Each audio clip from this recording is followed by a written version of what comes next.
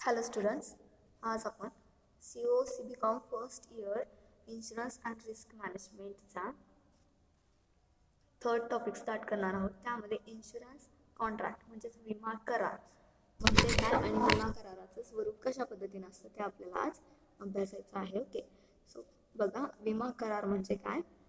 तर मानवाच्या नित्याच्या आयुष्यामध्ये लहान मोठी संकटं येत असतात. बघा, माणूस जीवन जगत असतो.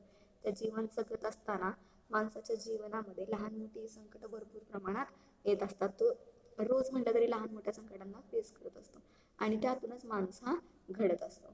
ओके, माणसावर नित्याच्या आयुष्यात येणारे जे संकट आहेत आणि त्यातून निर्माण होणाऱ्या ज्या जोखीम असतील त्याला नवीन काहीतरी शिकवत असतात. ओके, माणसाच्या आयुष्याची लहान मोठी संकट येतात आणि त्याच्यावरती तो काहीतरी उपाययोजना करून पुढे जात असतो.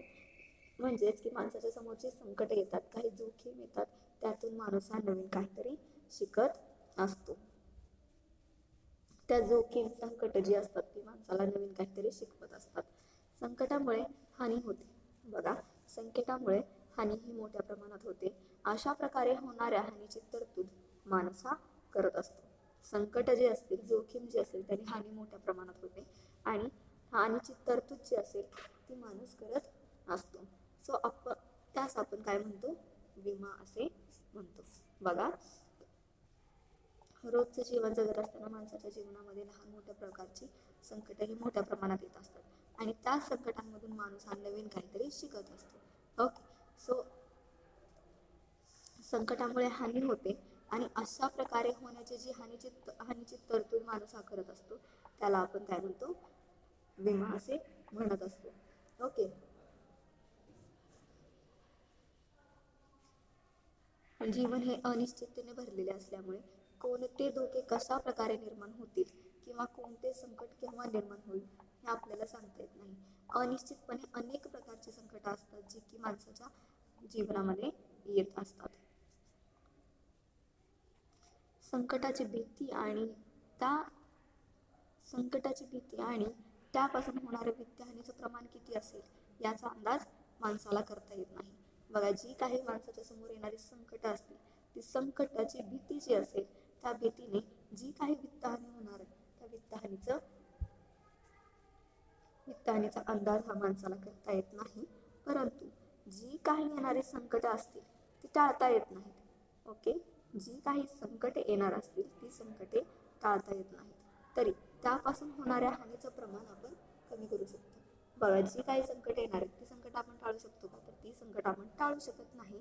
परंतु त्यापासून जी काही हानी होणार आहे त्या हानीचं प्रमाण आपण कमी करू शकतो.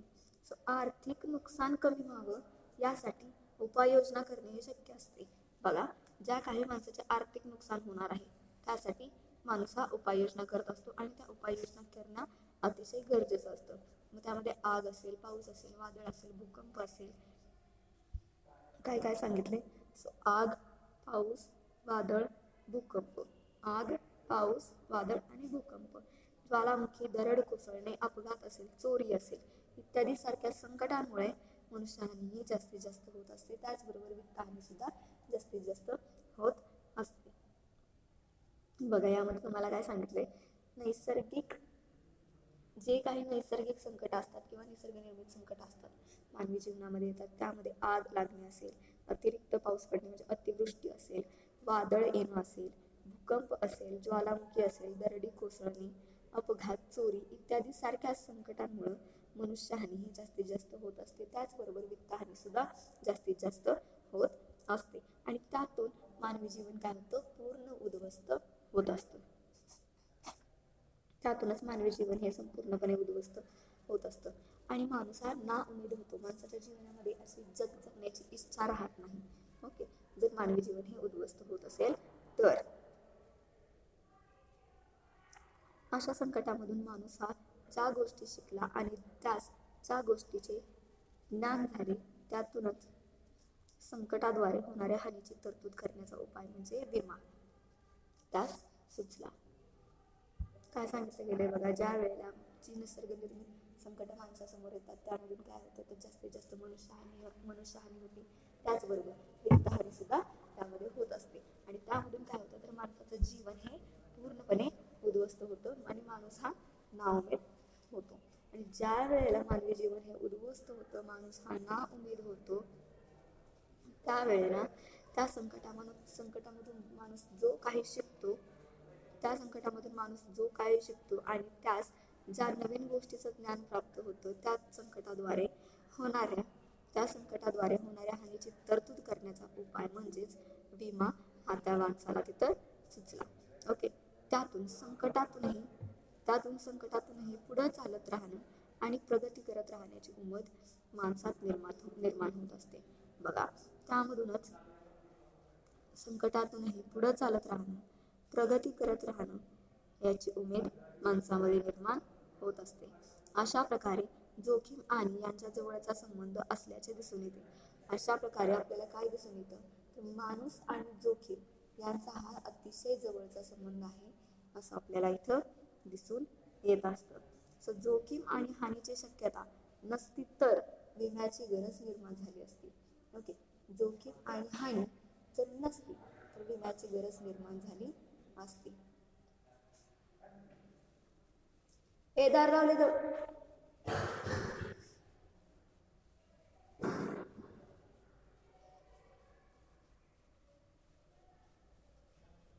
काय सांगितलं यामध्ये,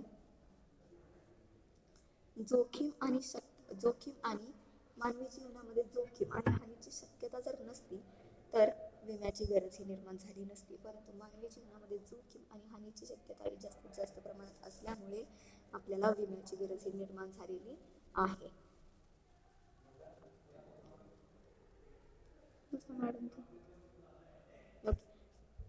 त्यानंतर हानीवर तरतूद म्हणून विमा हा पर्याय असला तरी, बघा, विम्यात मानवी जीवनाची हानी असेल, नुकसान असेल, जोखीम असेल, याच्यावरती तरतूद करणं म्हणजेच विमा हा पर्याय असला तरी त्याची जबाबदारी एका व्यक्तीवर किंवा एका घटकावर टाकता येत नाही.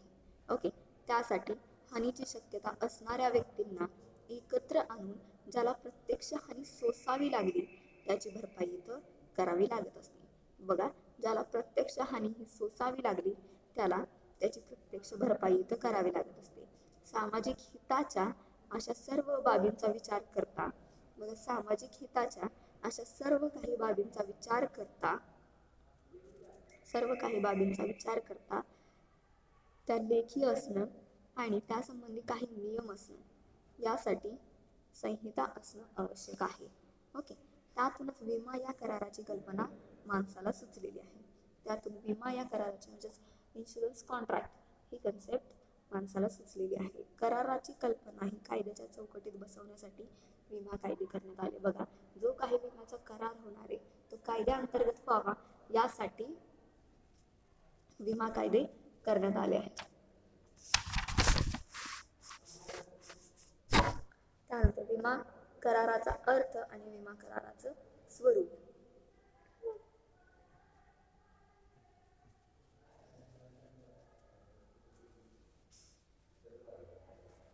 यामध्ये काय सांगितले, विमा करार, आपण काय पाहिलं की विमा करार म्हणजे काय आणि त्याचबरोबर विमा करार कसा अस्तित्वात आला.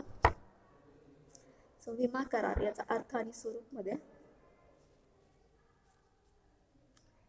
जोखीम आणि विमा याचे अतूट नाते असते. बघा काय सांगितलंय, मानवी जीवनामध्ये जी काही जोखीम असते, ओके, जी काही हानी होते, नुकसान होते आणि विमा असेल याचं जे रिलेशन असते, याचे जे संबंध असतात ते कसे असतात, अतूट असतात. हे नाते कराराने निर्माण करावे लागत असते. हे नाते आपल्याला कराराने निर्माण करावे लागत असते. म्हणजेच संकटामुळे हानीची जी शक्यता असणाऱ्या व्यक्ती असतील, बघा, म्हणूनच संकटामुळे हानीची शक्यता असणाऱ्या व्यक्ती भरपाईची तरतूद काही मोबदल्याच्या बदल्यात करत असतात. म्हणजे जी काही संकट येणार आहे, संकटामुळे जी काही हानी होणार आहे त्या हानीची शक्यता व्यक्ती ही भरपाईची तरतूद म्हणून काही मोबदल्यामध्ये करत असतात. त्यामध्ये बघा, विमा हप्ता आणि भरपाई. विमा हप्ता यामध्ये भरपाईची जबाबदारी स्वीकारणाऱ्या संस्था किंवा संघटना कराराने प्रत्यक्ष होणाऱ्या हानीची भरपाई करण्याची जबाबदारी स्वीकारत असते. काय सांगितलं यामध्ये? विमा हप्ता भरपाईची जबाबदारी स्वीकारणारी संस्था. विमा हप्ता किंवा नुकसान भरपाईची जबाबदारी स्वीकारणाऱ्या ज्या संस्था किंवा संघटना असतात. काय सांगितलं?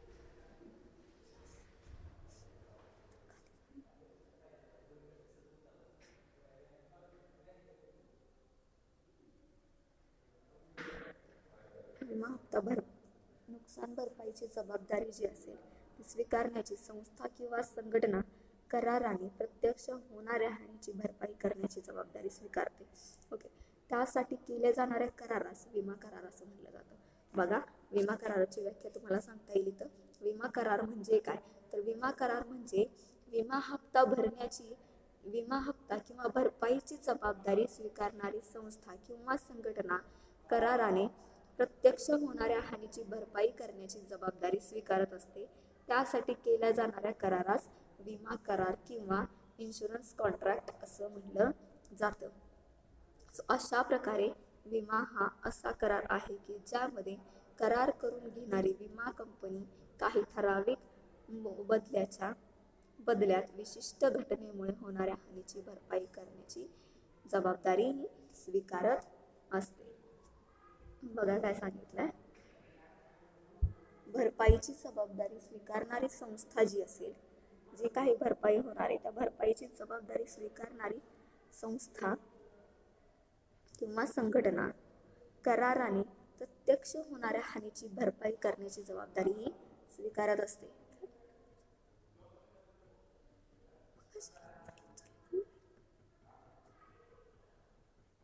त्यासाठी केल्या जाणाऱ्या करारास आपण काय म्हणू? विमा करार असं म्हणता येईल. ओके, अशा प्रकारे विमा हा असा करार आहे की ज्यामध्ये करार करून घेणारी कंपनी ठराविक मोबदल्याच्या बदल्यात विशिष्ट घटनेमुळे होणाऱ्या हानीची भरपाई करण्याची जबाबदारी इथं स्वीकारत असते. ओके,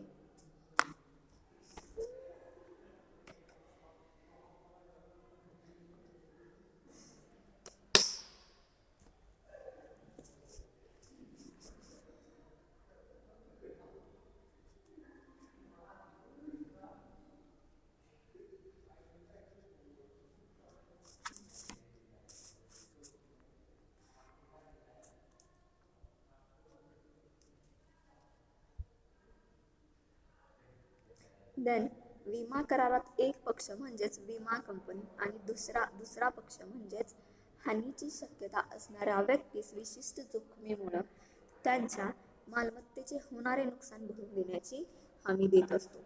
बघा, म्हणजेच विमा कंपनी किंवा विमा करारामध्ये दोन पक्ष असतात. एक तर पहिला विमेदार आणि दुसरा विमेकरी. यामध्ये एक व्यक्ती अशी असते की जी आपल्या नुकसानीची भरपाई मागत असते किंवा त्याची नुकसानीची भरपाई मागत असते, आणि दुसरी व्यक्ती अशी असते की ती नुकसान भरपाई देत असते. ओके, विमा करारात एक पक्ष म्हणजे विमा कंपनी दुसऱ्या पक्षास म्हणजेच हानीची शक्यता असणाऱ्या व्यक्तीस विशिष्ट जोखमीमुळे त्यांच्या मालमत्तेचे जे काही नुकसान होणार आहे ते नुकसान भरून देण्याची हमी इथं देत असते. सो त्यासाठी मोबदला म्हणून विशिष्ट रक्कम विमा हप्ते म्हणून घेतली जाते. बघा, त्यासाठी एक मोबदला म्हणून एक विशिष्ट रक्कम असते जी की विमा हप्ता म्हणून घेतली जात असते. त्यासाठी जो पक्ष दुसऱ्यास हानीची भरपाई करण्याची हमी देत असतो त्याला विमा चालक आपण असं म्हणू, आणि ज्यास हमी दिली जाते त्यास आपण विमेदार. ओके, असं म्हणू. बघा, विमा चालक म्हणजे काय आणि विमेदार म्हणजे काय. यामध्ये जो पक्ष दुसऱ्यास हानीची भरपाई करण्याची हमी देत असतो त्यास विमा चालक असे म्हणता येईल, आणि जो पक्ष ज्यास अशी हमी देतो की ज्या व्यक्तीला नुकसान भरपाई करून देण्याची हमी दिली जाते त्यास आपण विमेदार असं म्हणू. ओके, सो विमा चालक हानी ज्यास देतो त्यास आपण विमेदार असं म्हणू. सो विमा चालक हानी भरपाई जबाबदारी स्वीकारत असतो आणि त्या बदल्यात मोबदला आकारत असतो. त्या मोबदल्याला आपण काय म्हणू? तर विमा हप्ता, इन्शुरन्स प्रीमियम असं त्या मोबदल्याला म्हणता येईल. बघा, विमा चालक जो असतो जी की नुकसान भरपाई देत असतो. नुकसान भरपाईच्या मोबदल्यामध्ये तो काय स्वीकारतो, काय घेत असतो विम्याकराकडून, तर तो एक विमा हप्ता किंवा इन्शुरन्स प्रीमियम आपण म्हणून त्याला एक विशिष्ट रक्कम घेत असतो. त्याला विमा हप्ता असं म्हटलं जातं. विमा हप्ता आपण कसा भरू शकतो, तर मंथली असेल, क्वार्टरली असेल, इयरली असेल, हाफ इयरली असेल. ओके, या पद्धतीनं आपण इन्शुरन्स प्रीमियम हा इन्स्टॉलमेंटमध्ये भरू शकतो. त्यानंतर विमा करार हा दोन्ही पक्ष ज्या कागदावरती पूर्ण करतात त्यास विमा पॉलिसी असं म्हटलं जातं. बघा, विमा करार हा ज्या डॉक्युमेंटवरती कंप्लीट केला जातो, ॲग्रीमेंटला त्या काय म्हटलं जातं, तर त्या ॲग्रीमेंटला आपण विमा पॉलिसी असं म्हणू शकतो. ओके, तुम्हाला समजलं असेल की विमा चालक म्हणजे काय, त्याचबरोबर विमेदार म्हणजे काय, विमा हप्ता म्हणजे काय आणि विमा पॉलिसी म्हणजे काय. दोन पक्ष ज्या वेळेला विमा करार हा एखाद्या कागदावरती करतात, कागदावरती पूर्ण करतात, त्याला आपण विमा पॉलिसी असे म्हणतात किंवा आपण त्याला विमा पॉलिसी असं म्हणू. ओके, सो त्यानंतर काय सांगितलंय, विमेदार विमा चालकाकडे, बघा, विमेदार हा विमा चालकाकडे जाऊन विमा घेण्याची इच्छा हा प्रकट करत असतो. म्हणजेच विमेदार हा विमा चालकाकडे जातो आणि विमा घेण्याचा प्रस्ताव हा मांडत असतो. ओके, प्रस्ताव हा प्रकट करत असतो. त्यासाठी आवश्यक माहिती आणि कागदपत्रे दिली जातात. बघा, विमा चालकाकडे जाऊन विमेदार हा विमा घेण्याची इच्छा व्यक्त करत असतो, प्रस्ताव हा मांडत असतो आणि त्यासाठी आवश्यक असणारी कागदपत्रे ही विमेदार विमा कंपनीला विमा चालकाकडे देत असतो. सो विमा चालक जोखमीचे स्वरूप ठरवून, विमा चालक हा जी काही जोखीम असेल त्या जोखमीचं स्वरूप ठरवून विमा हप्त्याची रक्कम ही सांगत असतात. ओके, विमा हप्त्याची रक्कम कशी सांगितली जाते, जितक्या प्रमाणात तुमची जोखीम आहे त्या जोखमीचा विचार करून विमा हप्त्याची रक्कम ही इथं तुम्हाला सांगितली जाते. विमेदार त्यास पटेल तर विमा हप्ता रक्कम विमा कंपनीत रोखीने किंवा धनादेशाने भरत असतो.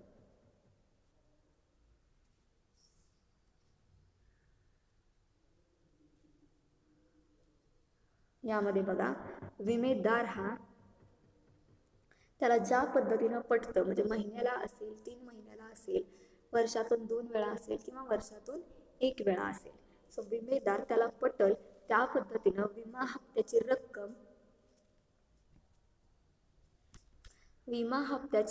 ही विमा कंपनीत रोखीने किंवा धनादेशाने, म्हणजे बाय कॅश असेल किंवा बाय चेक असेल, तो विमा हप्ता पेड करत असतो. ओके,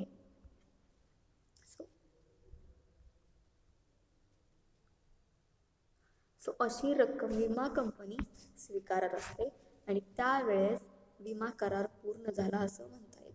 बघा, विमा करार कसा पूर्ण होतो, ज्या वेळेला विम्याकरीला एखाद्या व्यक्तीला विमा काढायचा त्यावेळेला ती व्यक्ती काय करते, विमा चालकाकडे जाते आणि त्याला विमा उतरवण्याची किंवा विमा घेण्याची इच्छा किंवा प्रस्ताव तिथं मांडला जातो किंवा इच्छा तिथं प्रकट केली जाते. त्यासाठी आवश्यक असणारी कागदपत्रे विमा चालकाकडे पुरवली जातात. ओके, आणि विमा चालक हा त्या विमेदाराला जोखीम किती पद्धतीची आहे, अधिक जोखीम असेल तर विमा हप्ता जो येणार आहे तो अधिक येणार आहे. ओके, सो जोखीम कशा प्रकारची आहे, जोखमीचं स्वरूप कसं आहे ते बघून विमा हप्ता हा ठरवला जात असतो, विमा हप्ता हा दिला जात असतो. आणि विमेदार हा त्याला ज्या पद्धतीनं पटेल त्या पद्धतीनं काय करत असतो, विमा हप्ता हा विमा कंपनीला बाय कॅश, रोखीने किंवा बाय चेकच्या स्वरूपामध्ये देत असतो.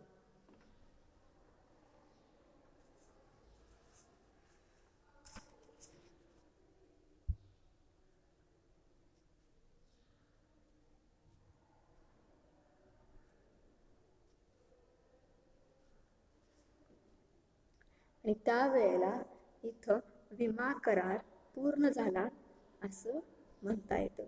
ज्या वेळेला विमा कंपनी विमेदाराकडून विमा हप्ता स्वीकारते त्यावेळेला तो विम्याचा करार पूर्ण झाला असं आपण इथं म्हणू. ओके,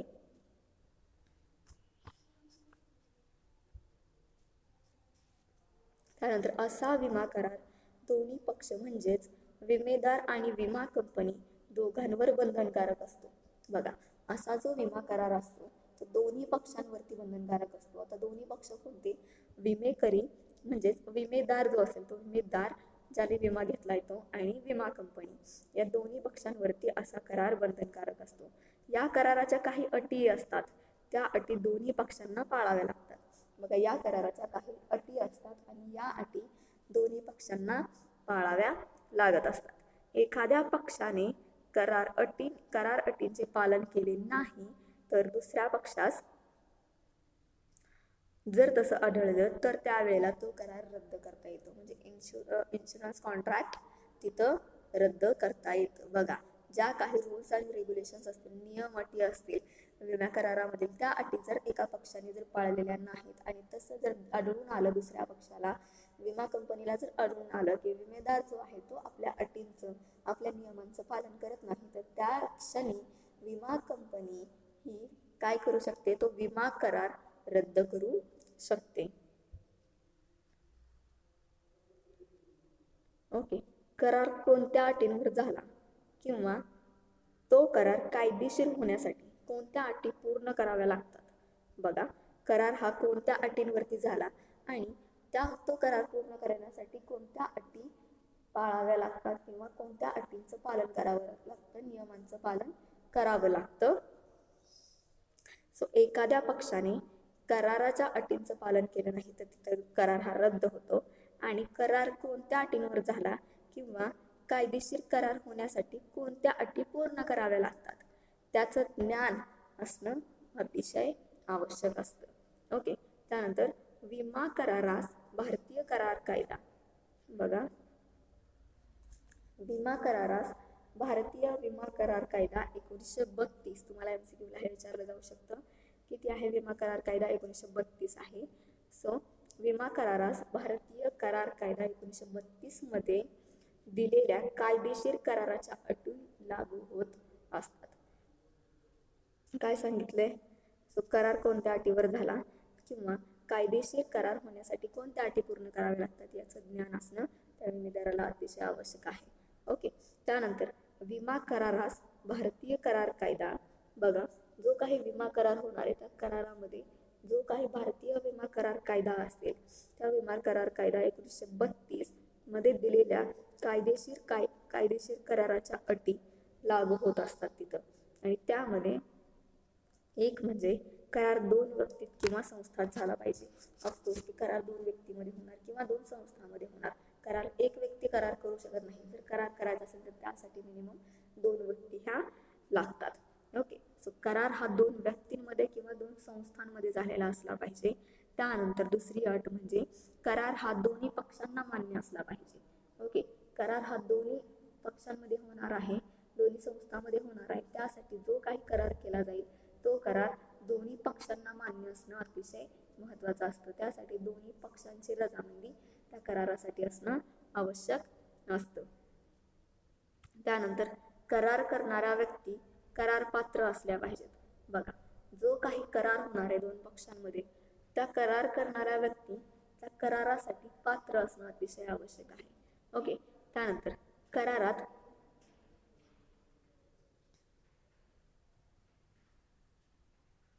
जो काही करार केलेला आहे त्यामध्ये प्रतिफल हे असलं पाहिजे. म्हणजेच 2 व्यक्ती करार करणार आहेत, तर त्या 2 व्यक्तींना एकमेकांकडून काहीतरी मोबदला मिळणं अतिशय आवश्यक असतं. त्यावेळेला तो करार यशस्वी होऊ शकतो. आणि त्याचबरोबर करार कायदेशीर उद्देशासाठी झालेला असावा. करार हा कायदेशीर उद्देशासाठी झालेला असावा. करार कायद्याने अमान्य केलेला नसावा इत्यादीचा समावेश इथं होत असतो. करार हा कायद्याने अमान्य केलेला नसावा. बघा, कोणत्या कोणत्या अटी सांगितल्या ज्या की इन्शुरन्स कॉन्ट्रॅक्टमध्ये तुम्हाला इन्व्हॉल्व केल्या गेल्या आहेत. तो पहिली अट आहे ती म्हणजे करार हा 2 व्यक्तीमध्ये किंवा 2 संस्थांमध्ये असला पाहिजे. त्यानंतर करारामध्ये दोन्ही पक्ष जे असतील त्यांना तो करार मान्य असला पाहिजे. ओके. एखाद्या पक्षाला जर तो करार मान्य नसेल तर तो करार हा कायदेशीर करार होणार नाही. त्यासाठी कायदेशीर करार होण्यासाठी दोन्ही पक्षांना तो करार मान्य असणं अतिशय आवश्यक असतं.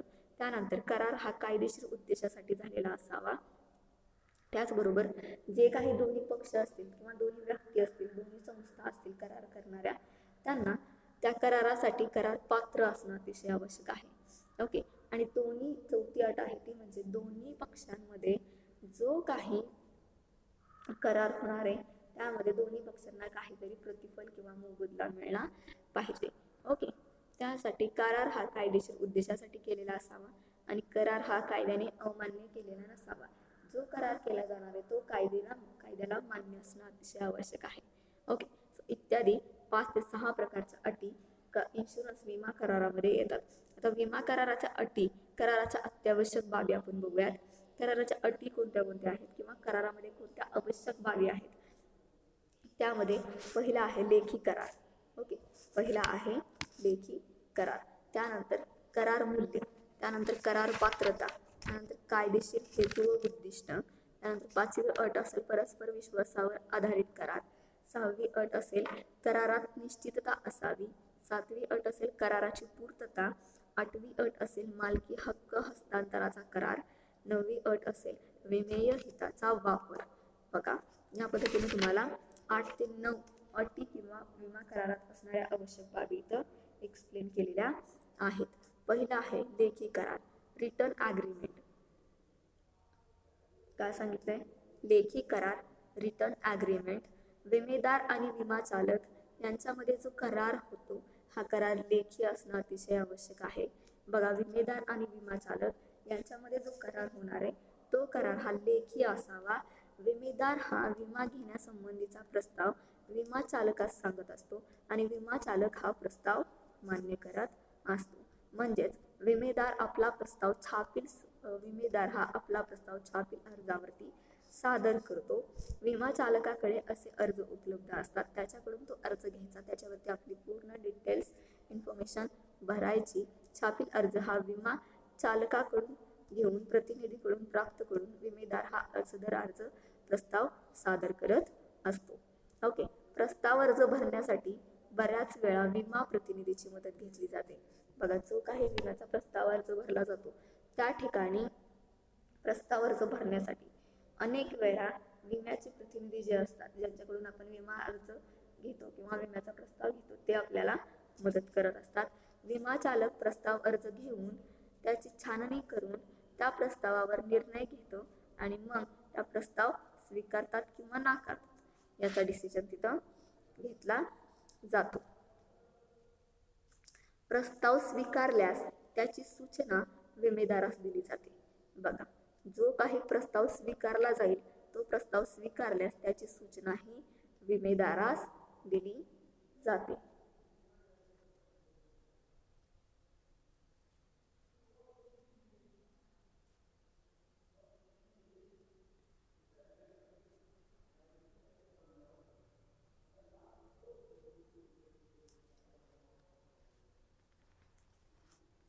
त्यानंतर प्रस्ताव स्वीकारल्यानंतर त्याची सूचना ही विमेदाराला दिली जाते.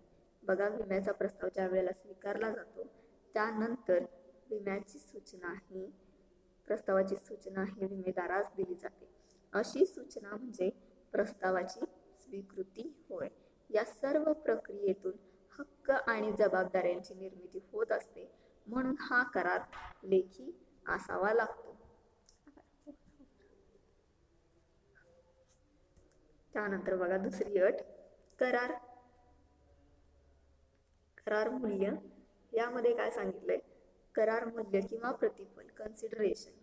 ओके. करार मूल्य किंवा प्रतिफल काय सांगितलंय? कन्सिडरेशन.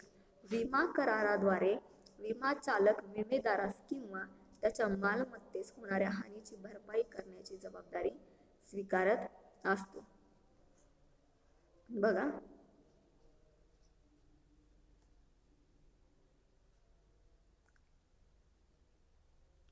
विमा कराराद्वारे विमा चालक विमेदारास किंवा त्याच्या मालमत्तेस जी काही हानी होणार आहे त्या हानीची किंवा हानीची भरपाई करण्याची जबाबदारी हे स्वीकारत असते.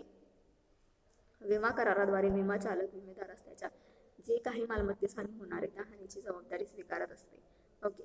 त्याचबरोबर अशी जबाबदारी करार मूल्य किंवा प्रतिफलाच्या बदल्यात अशी जबाबदारी करार मूल्य किंवा प्रतिफलाच्या बदल्यात स्वीकारली जाते.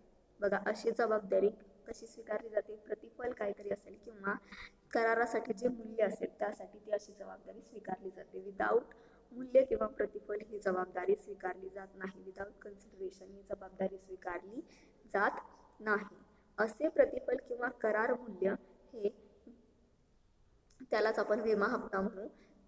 ते काय केलं जात असतं तर ते जे काही करार केला जातो त्या करारामध्ये नमूद केलं जात असतं. अन्यथा प्रतिफल विरहित आणि व्यर्थ ठरण्याची शक्यता असते. अन्यथा जर जे काही प्रतिफल मिळणार आहे किंवा मूल्य असेल म्हणजेच विमा हप्ता असेल तो जर इन्शुरन्स कॉन्ट्रॅक्ट मध्ये नसेल आपल्या तर ते व्यर्थ ठरण्याची शक्यता असते.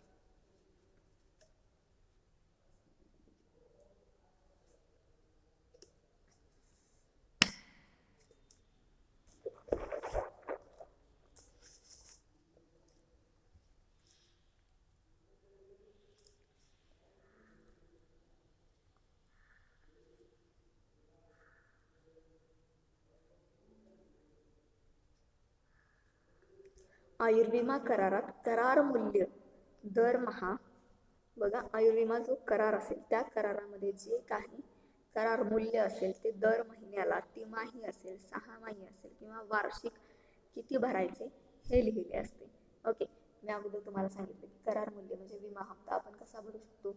एकतर वार्षिक आपण भरू शकतो किंवा 6 महिन्याला किंवा 3 महिन्याला एक किंवा वर्षातून एकदा या पद्धतीने आपण विमा हप्ता हा पे करू शकतो. ओके, त्यानंतर इतर विमा प्रकारामध्ये विमा हप्ता म्हणजे करार मूल्य एका रकमेत घेतलं जातं. यामध्ये करार मूल्य हे एका रकमेत घेतलं जातं. करार पात्रता कॉम्पिटन्सी यामध्ये काय? भारतीय करार कायद्यानुसार करारात एकत्र येणाऱ्या व्यक्ती करार पात्र. भारतीय करार कायद्यानुसार, बघा, भारतीय करार कायद्यानुसार करारामध्ये एकत्र येणाऱ्या व्यक्ती ह्या करारपत्रात असल्या पाहिजेत.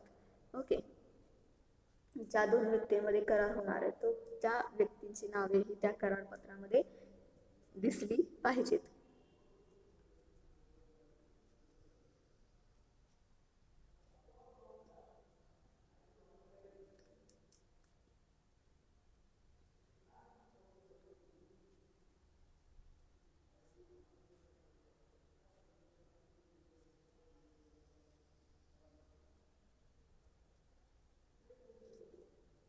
म्हणजेच त्यांना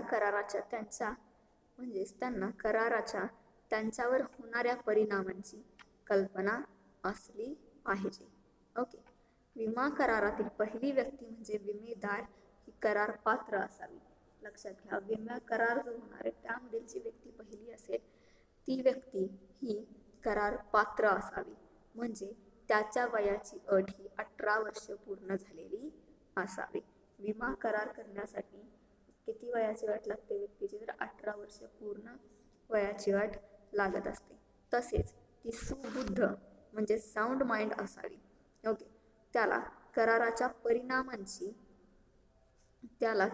परिणामांची पूर्ण कल्पना ही असावी. तरच त्या करारामध्ये सहभाग घेता येतो आपल्याला. त्या करारामध्ये सहभाग घेता येतो. जे काही पक्ष असणार आहेत करारामध्ये एक तर त्यांना 18 वर्ष पूर्ण असलं पाहिजे आणि त्या जो काही करार होणार आहे त्याबद्दलची सर्व इन्फॉर्मेशन त्या दोन्ही पक्षांना असणं अतिशय महत्त्वाचं आहे. ओके, त्याचबरोबर अडाणी किंवा अंमलाखाली असणारी किंवा वेडी व्यक्ती या करारामध्ये भाग घेऊ शकत नाही. करारातील दुसरा महत्त्वाचा पक्ष म्हणजे विमा कंपनी किंवा विमा चालक. करारातील दुसरा महत्त्वाचा पक्ष म्हणजे विमा कंपनी किंवा विमा चालक. आता आपण काय बघितलं? विमेदाराबद्दल बघितलं. आता विमा कंपनी आणि विमा चालक यामध्ये विमा कंपनी कायद्याने कृत्रिम असते आणि करारास पात्र असते. ओके, विमा कंपनी ही कायद्याने काय असते? करार करण्यासाठी पात्र असते. कायद्यानुसार अज्ञान व्यक्तीला आपल्या पालकाच्या वतीने करारामध्ये सहभागी होता येते. बघा, जी काही अज्ञान व्यक्ती असेल, अज्ञान व्यक्तीला आपल्या पालकाच्या वतीने करारामध्ये सहभागी होता येतं. त्यानंतर कायदेशीर हेतू किंवा उद्दिष्टे, लॉफुल ऑब्जेक्ट, त्यामध्ये काय सांगितले, करारामागील हेतू किंवा उद्देश हा कसा असावा, तर कायदेशीर असावा. करारामागील हेतू किंवा उद्देश जो असणार आहे तो कसा असावा, कायदेशीर असावा. बेकायदेशीर किंवा कायद्यातील तरतुदी विरुद्ध काम करण्यासाठी करार करू नये. बघा, बेकायदेशीर किंवा कायद्यातील तरतुदी विरुद्ध काम करण्यासाठी करार करू नये. सार्वजनिक हितसंबंध कृत करण्यासाठी करार हा केला जाऊ नये. सार्वजनिक हितसंबंध कृत करण्यासाठी करार हा केला जाऊ नये. कायद्याने जी कृत्ये बेकायदेशीर आणि सार्वजनिक हिताविरुद्ध असल्याची जाहीर केली आहेत अशी कृत्ये करण्यासंबंधी केलेले करार हे बेकायदेशीर करार ठरतात.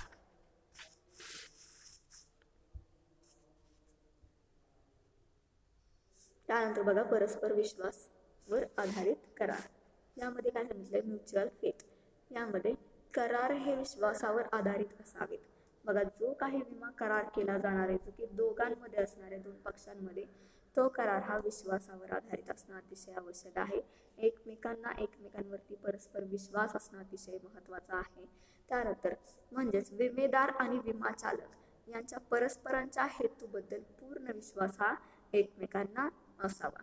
विमेदाराने करार करताना करारासाठी आवश्यक असणारी सर्व सत्य माहिती विमा चालकास सांगावी लागते. विमेदाराने जो काही करार करायचा आहे तो करार करण्यासाठी आवश्यक असणारी सर्व सत्य माहिती ही विमा चालकास सांगावी लागते. विमा चालकांनी देखील करारासाठीची सर्व आवश्यक आणि सत्य माहिती स्पष्ट करावी लागते. म्हणजे विमेदार असेल आणि विमा चालक असेल, या दोघांनी जी इन्फॉर्मेशन एकमेकांना सांगितली जाते ती इन्फॉर्मेशन खरी असणं आणि सत्य असणं अतिशय आवश्यक असतं, अतिशय महत्वाचं असतं. ओके. त्यानंतर करार करताना दुसऱ्या पक्षाची दिशाभूल होईल अशी माहिती इथं देऊ नये. जो काही करार होणार आहे एकमेकांमध्ये, त्या एकमेकांमध्ये करार जो होणार आहे त्यामध्ये दुसऱ्या पक्षाची दिशाभूल होऊ नये अशी इन्फॉर्मेशन इथं दिलेली नसावी.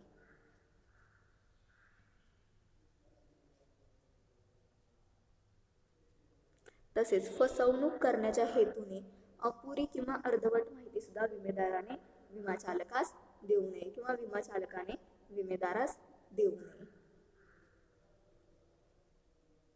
विमा करार हा परस्पर विश्वासावर होत असल्याने दोन्ही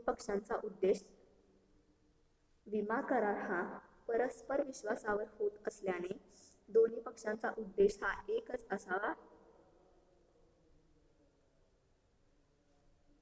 असावा लागतो. फसवणूक करण्याच्या हेतूने करार केल्यास तो वर्जनीय ठरतो. बघा, फसवणूक करण्याच्या हेतूने जर करार केला तर तो करार कसा ठरतो, वर्जनीय ठरतो. त्याचबरोबर चुकीच्या, अपुऱ्या आणि असत्य माहितीवर आधारित असणाऱ्या कराराची अंमलबजावणी इथं करता येत नाही.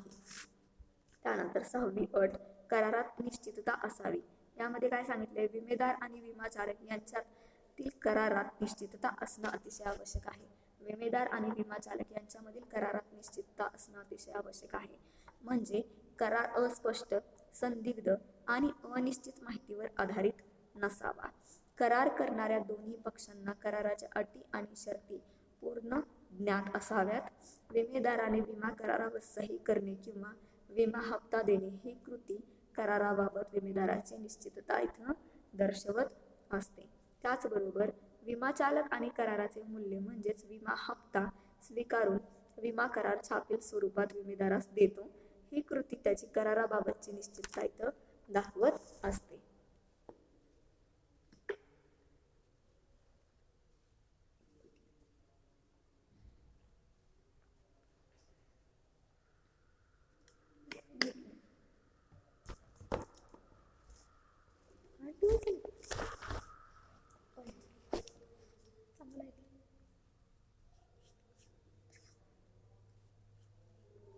ओके. त्यानंतर कराराची पूर्तता. यामध्ये काय सांगितलंय, विमा करारात त्यातील उद्देशानुसार दोन्ही पक्षांनी काही गोष्टींची पूर्तता करण्याची निश्चितता इथं करावी लागते. बघा, विमा करारामध्ये त्यातील उद्देशानुसार दोन्ही जे पक्ष असतील त्यांनी काही गोष्टींची पूर्तता करण्याची निश्चितता इथं करावी लागते.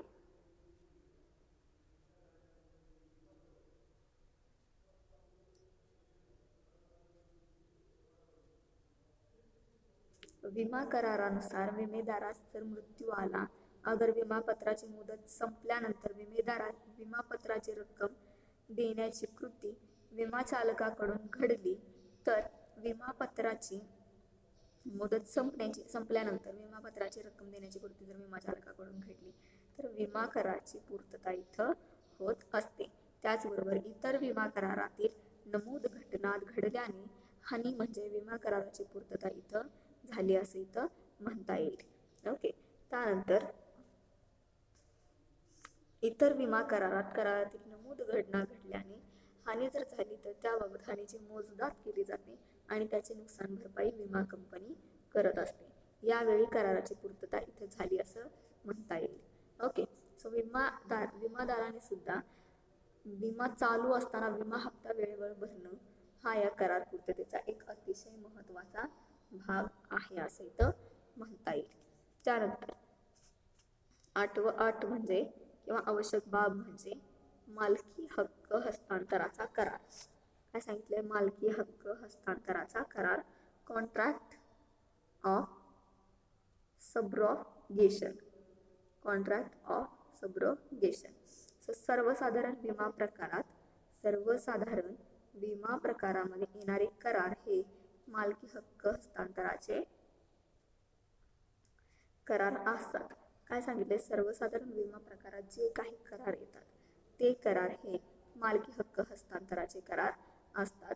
विमेदारास विमित मालमत्तेला झालेल्या हमीची भरपाई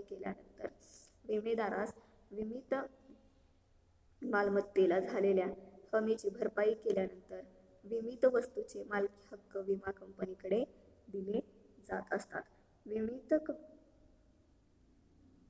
विमित मालमत्तेला झालेल्या हमीची भरपाई केल्यानंतर विमित वस्तूचे मालकी हक्क विमा कंपनीकडे दिले जात असतात. विमेदाराला वस्तू किंवा मालमत्ता या मालकीबाबत असणारे हक्कही विमा चालकाकडे येतात. बघा, विमेदाराला वस्तू किंवा मालमत्ता या मालकीबाबत असणारे हक्क कोणाकडे जातात? विमा चालकाकडे जात असतात. यामुळे विमा चालक मालमत्तेच्या हानीस जबाबदार असण्याविरुद्ध कारवाई करू शकतात. ओके. त्यानंतर हानीची भरपाई केल्यानंतर विमेदार मालमत्तेच्या अवशेषावर हक्क सांगू शकत नाही, कारण तसे जर झाले तर त्याला हानीच्या रकमेपेक्षा जास्त रक्कम मिळण्याचा फायदा होईल आणि विम्याचा वापर फायद्यासाठी इथं करता येत नाही. ओके. त्यानंतर विमेय हित. त्यामध्ये बघा, इन्शुरेबल इंटरेस्ट. विमा विषय किंवा विमा करारात नमूद केलेल्या मालमत्तेत विमेय हित असल्याशिवाय विमा हा घेता येत नाही. विमेय हित म्हणजे अशा मालमत्तेला हानी पोचल्यास विमेदाराचे आर्थिक नुकसान झाले पाहिजे. आयुर्विमा प्रकारात विमा जर घेतला तर त्या आयुष्यात विमेय हित असते. इतर विमा प्रकारात मालमत्तेत विमेदारास विमेय हित असते, त्यामुळे त्यांना विमा घेता येतो. ज्या मालमत्तेत विमेय हित नसते त्याचा विमा घेता येत नाही. त्यामुळे विमा करारात विमेदारास विमेय हित असावे लागते. विमेय हित नाही अशा मालमत्तेचा विमा घेता येत नाही. कदाचित जर विमा घेतला आणि मालमत्तेला जर हानी झाली तर त्याची नुकसान भरपाई विमा कंपनीला मिळत नाही किंवा त्याचा हानी भरणा विमा कंपनी करून देऊ शकत नाही. अशा प्रकारे काही महत्त्वाच्या आवश्यक गोष्टी किंवा अटी आपण म्हणू इथं ज्या की विमा करारात घेतल्या जातात. नेक्स्ट लेक्चरला आपण बघूया